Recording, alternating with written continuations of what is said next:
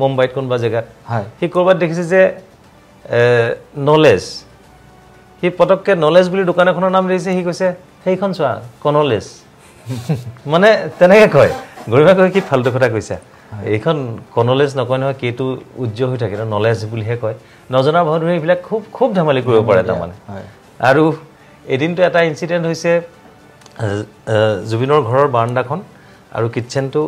কিচেনটো কাষতে বাৰান্দাখন ৰাতি খানা খাবলৈ লৈ একদম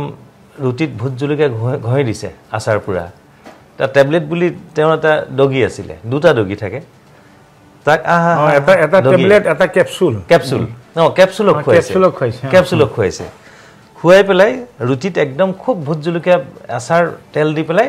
তাক খুৱাই দিলে হিটো একদম লেলিয়াই ফুৰিছে আৰু বম্বে ঘৰটোৰ আগফালে এটা অকমান মাছ জিওৱা এটা পুল টাইপ এটা আছিল সৰু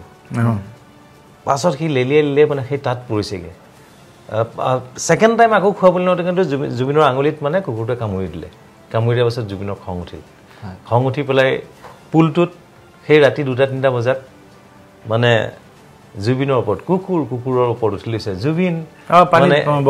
পানীত বগৰা বগৰি দুইটাৰে গতিকে এই মানে যিটো মানে ধেমেলিয়া কাৰবাৰ একদম সৰু ল'ৰা গতিকে এনেকুৱা বহুত ইনসিডেন্ট আছে আসলে কৈ শেষ নহব শেষে নহয়